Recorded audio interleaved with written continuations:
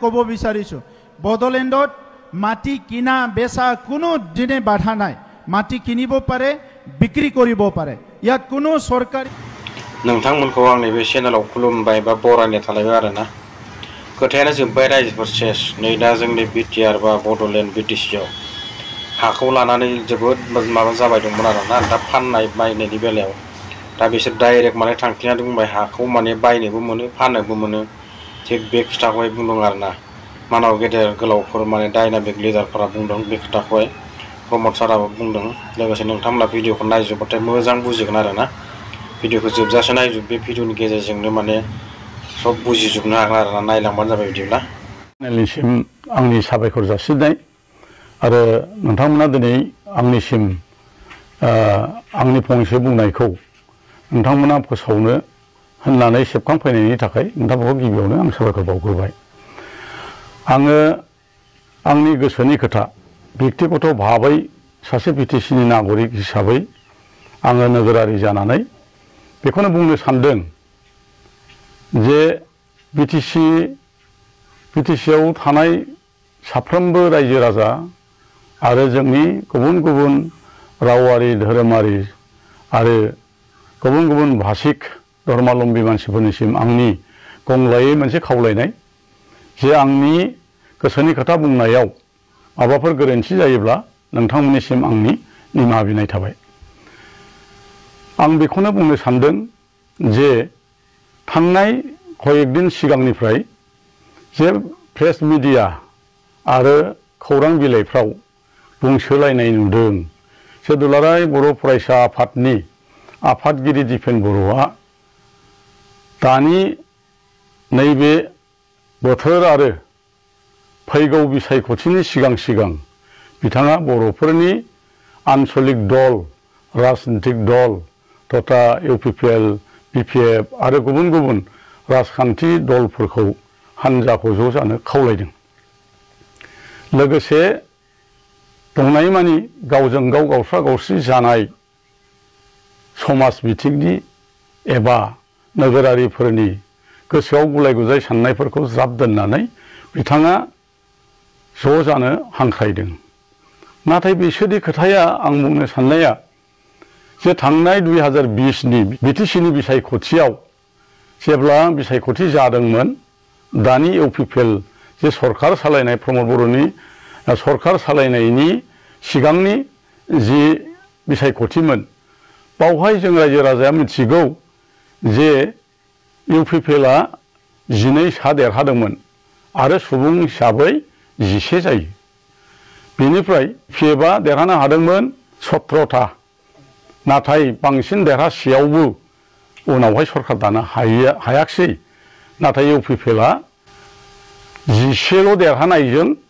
बिथांमोनहा गुबुन गुबुन दलजों लोगो लानानै बे समावहाय माने जोंनि हारिनि अलखद समब्लाबो आरो मोनसे जांख्रिथायनि गेजेराव गोदान मोनसे रादाय लाबोनायनि उनावब्लाबो बिथांमोना बांसिन देरहानाय 17टाजों गभर्नमेन्ट खालामालासे खौसे जायालासे गुबुन गुबुन बिजेपि जिएसपि आरो कंग्रेसखौ लानानै सरकार खालामदों जों बेखौसो आसरित मोनदों आं बेखौसो आसरित सानदों बै समाव 17टा आरो 11टा खालामोब्ला बा 12 आरो 17जों 29टा जायो अब्ला बे समावहाय जोंनो एबसुलिट मोनसे गभर्नमेन्ट दानो हायोमोन ज' जानायनि लामाया बेनोमोन समाबो बेनो एकेबारे মই আপোনালোকক স্পষ্ট ভাষাৰে ক'ব বিচাৰিছোঁ বড়োলেণ্ডত মাটি কিনা বেচা কোনো দিনে বাধা নাই মাটি কিনিব পাৰে বিক্ৰী কৰিব পাৰে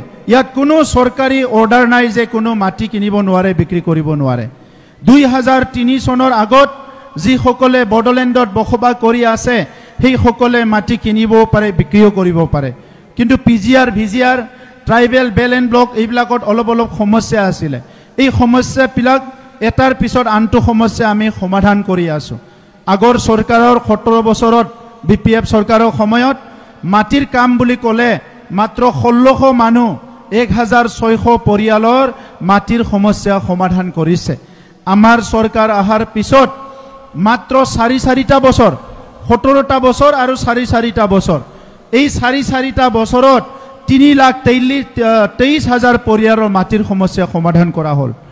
আগৰ চৰকাৰৰ সময়ত 17 বছৰত মাত্ৰ 59,000 প্ৰধানমন্ত্ৰী আৱাস যোজনাৰ ঘৰ নিৰ্মাণ কৰা হৈছিল। আমাৰ 4 বছৰত 2,52,000 প্ৰধানমন্ত্ৰী আৱাস যোজনাৰ ঘৰ নিৰ্মাণ কৰা হৈ গ'ল। গাঁৱে গাঁৱে পানী যোগানৰ আঁচনি আহি গ'ল। য'ত পানী যোগান JJM অহা নাই সেই জাগাবিলাকতো আমি বিভিন্ন প্ৰকাৰে পানীৰ ব্যৱস্থা কৰিবলৈ গৈ আছো। ডাঙৰ ডাঙৰ ইৰিগেশ্যন প্ৰজেক্ট হৈ গ'ল। য'ত ইৰিগেশ্যন প্ৰজেক্ট বিকল হৈ আছে তাত আমি নতুনকৈ ইৰিগেশ্যনৰ ব্যৱস্থা কৰিবলৈ গৈ আছো। গতিকে আজি ওদালগুৰিত যোৱা কেইদিনমান আগতে শুনিছিলোঁ চাৰ্কল অফিচাৰে গণ্ডগোল কৰি আছে, চাৰ্কল অফিচাৰক গুচাই দিয়া হ'ল। মই আপোনালোকক ক'ব বিচাৰিছোঁ কোনোবা মণ্ডলে যদি 98 পইচা বিচাৰে আপোনালোকে আমাক দৃষ্টিগোচৰ কৰক, লগে লগে আমি তাৰ একশ্যন লোৱা হ'ব। আজি অনলাইন যোগেদি আপোনালোকে মাটি বাৰীৰ কাৰণে মণ্ডলৰ তাত যাব নালাগে। বৈশুমুঠি 1.0 তাত আপোনালোকে 14টা বিভিন্ন কাম, নামজাৰি কৰা, নাম সলনি কৰা, দেউতাকৰ পৰা পুতেকৰ নামত আনা, বিভিন্ন 14টা কাম আপোনালোকে মোবাইলতে কৰিব পাৰে। যোৱা 15 তাৰিখত আকৌ আমি বৈশুমুঠি 2.0 আনিলোঁ। বৈশুমুঠি 2ত আকৌ 6টা কাম আপোনালোকে অনলাইন যোগেদি কৰিব পাৰে। যিসকল PGR VGR মাটিত আছে আপোনালোকে অনলাইনত আপোনালোকে এপ্লাই কৰক। আপোনালোকৰ অনলাইন যোগেদি PGR VGRত যিসকল আছে 1 বিঘা মাটি অনলাইন যোগেদি পাব। প্ৰথম পৰ্যায়ত 1 বিঘা পাব। তাৰপিছত নেক্সট ফেজত আপোনালোকক মাটি বাৰী দিয়া হ'ব। স্বাধীনতাৰ পৰা এতিয়ালৈকে 1 কথাও মাটি নোহোৱা মানুহ আছে বড়োলেণ্ডত। আমাৰ চৰকাৰ 4 বছৰে হৈছে। ইয়াৰ আগত 17 বছৰ BPFৰ আছিল। তাৰ আগত আৰু বহুত MLA মন্ত্ৰী আহিল গ'ল। আমাৰ মানুহবিলাকক আধা কথাও মাটি দি যাব পৰা নাছিলে, 1 লেচাও মাটি দি যাব পৰা নাছিলে। আজি আমি হাজাৰ হাজাৰ পৰিয়ালক মাটি অধিকাৰ দিবলৈ সক্ষম হৈছোঁ। তো সেইকাৰণে আজি বড়োলেণ্ডত এটা